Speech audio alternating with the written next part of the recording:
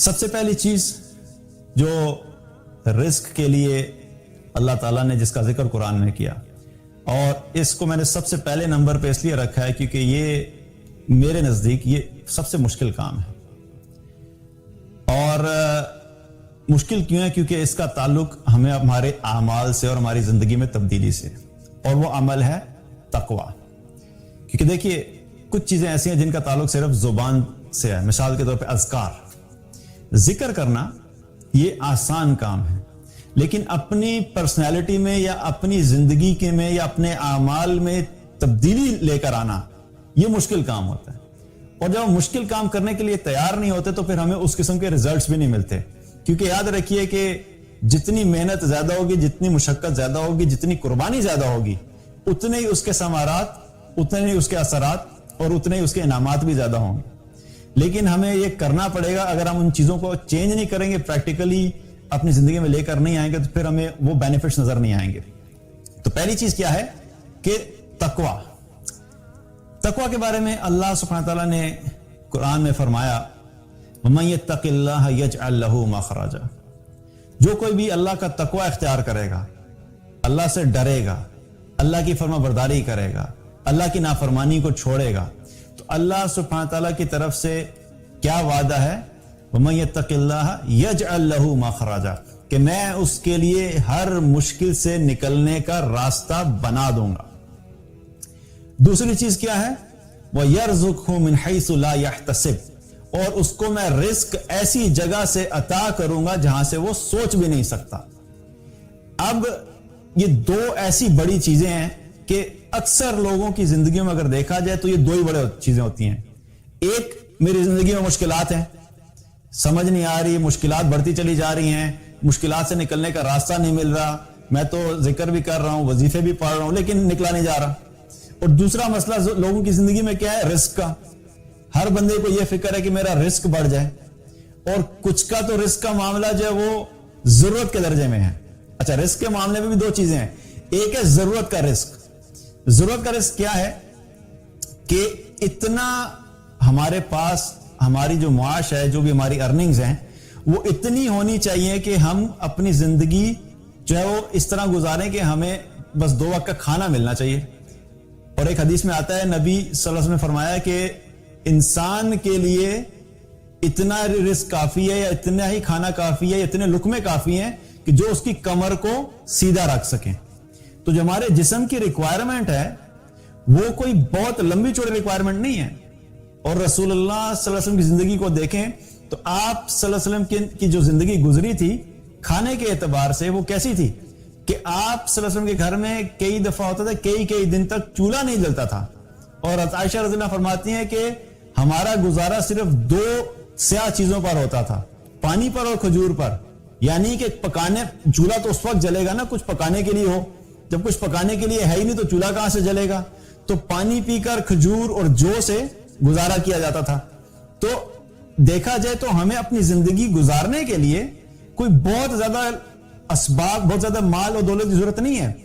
Problem ہمارا یہ ہوتا ہے کہ ہمارا جو رزق کی ریکوائرمنٹ ہے، جو اکثر کیسز ہوتے ہیں لوگوں میں دیکھے، ان کی ضرورت کے رزق کا مسئلہ نہیں ہوتا. ضرورت کا رزق کیا ہے کہ 2 وقت کا کھانا ہے اور کسی سے مانگنا نہ پڑے، بس اتنا گزارا ہو رہا ہے.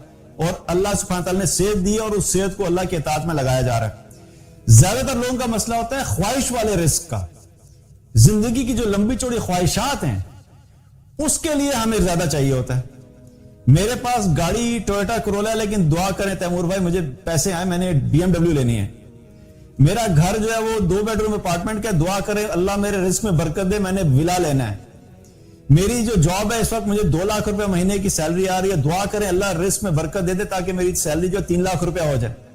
اب یہ جو چیزیں ہیں یہ خواہشات سے تعلق رکھتی ہیں، لیکن بہرحال اللہ سبحانہ تعالیٰ جس کو دینا چاہے وہ دیتا بھی. اور اللہ نے اپنے ایمان والے جو جتنے بھی گزرے ان میں سے بہت سے لوگوں کو مال جو ہے وہ بہت زیادہ عطا کیا. لیکن بتانے کا مقصد کیا ہے کہ ہمیں اپنے رزق کے معاملے میں یہ بھی دیکھنا چاہیے کہ ہمارا رزق جو ہے وہ کتنا ہماری ضرورت ہے اور کتنا ہماری خواہشات کے درجے میں جا رہا ہے. تو یہاں پہ اللہ تعالیٰ نے کیا فرمایا کہ جو مشکل ہے، جو مشکلات ہیں زندگی میں، ان سے تم اگر نکلنا چاہتے ہو تو تم تقوی اختیار کرو. تقوی اختیار کرو سے کیا مراد؟ یہ دیکھیے کہ اللہ سبحانہ تعالیٰ نے جو چیزیں فرض کی ہیں تمام فرائض آپ پورے کر رہے ہیں کہ نہیں کر رہے؟ 5 وقت کی نماز فرض ہے، میک شور کہ نماز نہیں چھوڑنی. زکات جس پہ فرض ہے میک شور کہ کیلکولیٹ کر کے ایگزیکٹ زکات پے کریں. یہ جو ہوائی طریقے سے زکات پے ہوتی ہے نا کہ بس اندازے سے کر دیا، یہ کوئی زکات پے کرنے کا طریقہ نہیں. اس کو پراپر طریقے سے کیلکولیٹ کریں، اہل علم سے پوچھیں کہ آپ کی کتنی زکات بنتی ہے، جتنی ایگزیکٹ بنتی ہے آپ کو ایگزیکٹ، بلکہ کوشش کریں اس سے تھوڑی زیادہ ہی دے دیں. تو کیا ہے کہ جو فرائض ہیں، جو چیز اللہ نے فرض کی ہیں، حج فرض ہو چکا ہے لیکن پتہ لگا جی پچھلے 10 سال سے فرض ہوا ہے، لیکن پیسے اکٹھے کیے ہوئے ہیں کہ ابھی کروں گا، پہلے ایک بچے کی تعلیم ہو جائے، پھر دوسرے کی تعلیم ہو جائے، پھر تیسرے کی ہو جائے، پھر اس کی شادی ہو، پھر دوسرے کی شادی ہو، پھر تیسرے کی شادی ہو، اور اتنے میں کیا پتہ لگتا ہے کہ دادا دادی اور نانا نانی بن گئے. اور حج فرض ہوا ہے پچھلے 25 سال سے اور پیسے بھی پڑے ہوئے ہیں لیکن حج ادا نہیں کیا. تو یہ کیا ہے؟ یہ فرض تھا، جو آپ پہ فرض تھا آپ نے نہیں کیا. تو جو فرائض ہیں، اللہ نے جو چیزیں فرض کی ہیں وہ میک شور کریں کہ آپ اپنی زندگی میں پوری کر رہے ہیں. اب میں یہاں پہ فرائض آ رہا ہے گنوا نہیں سکتا، ابھی اتنا ٹائم نہیں، لیکن آپ پتہ کریں کہ کیا کیا چیزیں جو کہ فرائض میں ہیں. دوسری چیز کیا ہے؟ جو چیزیں اللہ نے حرام کی ہیں، منع کی ہیں، ناجائز چیزیں ہیں، جو گناہ ہیں، ان کو اپنی زندگیوں سے نکالیں. یہ جب دونوں چیزیں ہوں گی تو پھر انسان جو ہے وہ متقی کہلاتا ہے. پھر انسان کی زندگی میں کیا کہا جاتا ہے؟ یہ تقوی والا انسان ہے. اگر کوئی شخص صرف اپنے فرائض پورے کر رہا ہے اور گناہ نہیں چھوڑ رہا تو وہ متقی نہیں ہوگا. اور کوئی شخص ایسا ہے کہ جو گناہ نہیں کر رہا لیکن فرائض بھی پورے نہیں کر رہا، وہ بھی متقی نہیں ہے. کیونکہ میں آپ کو اس لیے بتا رہا ہوں، یہ کمبینیشنز آپ کو اپنے معاشرے میں ملیں گے. کچھ لوگ ایسے ہوں گے جو نیکیاں کرنے میں بہت آگے ہیں لیکن گناہوں میں بھی اسی حساب سے ہیں، اور کچھ ایسے آپ کو ملیں گے جو شاید نماز نہیں پڑھتے ہوں گے لیکن وہ گناہ بھی نہیں کرتے. تو یہ دونوں چیزیں کیا ہیں؟ یہ غلط ہیں. تقوی کے لیے یہ دونوں چیزیں ہونا ضروری ہیں کہ فرائض بھی پورے ہوں اور گناہ بھی ہماری زندگی سے نکلیں. جب یہ کام کریں گے، تقوی والے کے لیے اللہ کا وعدہ ہے کہ میں تمہارے لیے ہر مشکل سے نکلنے کا راستہ خود بنا دوں گا. اور راستہ دکھانے کا اللہ نے ذکر نہیں کیا. یجعل لہ مخرجا کیا ہے کہ راستہ تمہیں نظر نہیں آ رہا تھا، تمہیں سمجھ نہیں آ رہی تھی، تمہاری ساری آپشنز بند ہو گئی تھی، تمہیں امپاسبل لگ رہا تھا، اب تمہیں لگ رہا تھا کہ اس سچویشن سے نکلنا امپاسبل ہے، تو اللہ سبحانہ تعالیٰ امپاسبل کو بھی پاسبل کر کے دکھا دے گا اگر تم تقوی اختیار کرو گے. دوسری چیز کیا؟ وَيَرْزُقُ مِنْ حَيْثُ لَا يَحْتَسِبُ، اور رزق تمہیں ایسی جگہ سے دوں گا جہاں سے تم سوچ بھی نہیں سکتے. اور یہاں پہ بھی اللہ سبحانہ تعالیٰ نے صرف اتنا نہیں کہا کہ تم تقوی اختیار کرو میں تمہارا رزق بڑھا دوں گا یا میں تمہارے لیے رزق کا بندوبست کر دوں گا، بلکہ اللہ سبحانہ تعالیٰ نے یہاں پر کیا کہا کہ ایسی جگہ سے دوں گا جہاں سے تم سوچ بھی نہیں سکتے. اس سے کیا پتا لگتا ہے کہ کئی دفعہ انسان اپنی زندگی میں پلاننگز کرتا ہے، میں یہ جاب اگر کروں گا تو اس میں بڑھ جائے گا. انسان وہ جاب کرتا ہے لیکن اس کو کوئی فائدہ حاصل نہیں ہوتا، وہ چھوڑتا ہے دوسری جاب میں چلا جاتا ہے، یہاں سے کچھ مسئلہ حل ہو جائے گا، وہ پھر جاتا ہے وہاں سے بھی نہیں ہو رہا، وہ بزنس کی طرف آ جاتا ہے، اچھا اس کو چھوڑ کے میں کوئی بزنس کر لیتا ہوں، ادھر بھی مسئلہ حل نہیں ہو رہا. اب ہم کچھ اسباب اپنا رہے ہیں، اور ہم جو اسباب اپناتے ہیں ہم اپنے تجربے کی بنیاد کے اوپر اپناتے ہیں، اپنی عقل کی بنیاد پہ اپناتے ہیں، اپنے معاشرے میں جو لوگ ہوتے ہیں ان سے ڈسکشنز کر کے ان کے اوپینینز کی بنیاد پہ اپناتے ہیں. یہاں پر اللہ سبحانہ تعالیٰ کہہ رہا ہے کہ تم تقوی اختیار کرو تو میری ذمہ داری ہے کہ میں تمہیں رزق ایسی جگہ سے دوں گا اور تمہیں یہ بھی فکر کرنے کی ضرورت نہیں کہ کہاں سے آئے گا. That's my responsibility. تم تقوی پہ فوکس کرو، میں تمہارے لیے رزق کا بندوبست کروں گا.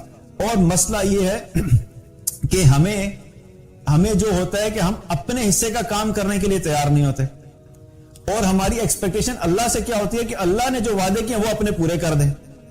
تو یاد رکھیے کہ دنیا میں بھی ایک قانون کیا ہے کہ ان پٹ ورسز آؤٹ پٹ، کہ آپ کو کوئی بھی آؤٹ پٹ چاہیے ہے اس کے لیے کچھ ان پٹ کرنا پڑتا ہے. آپ کو آم کا درخت چاہیے تو بیج ڈالنا پڑے گا، زمین کو پہلے آپ کو نرم کرنا پڑے گا، اس میں بیج کو ڈالنا پڑے گا، اس کو پانی دینا پڑے گا، پھر پودا نکلے گا، اس پودے کی حفاظت کرنی پڑے گی، پھر اس میں کھاد ڈالنی پڑے گی اور انتظار کرنا پڑے گا، صبر کرنا پڑے گا. پتہ نہیں کتنے سال کے بعد جا کے آم کا درخت کھڑا ہوتا ہے اور پھر پھل دینا شروع کرتا ہے.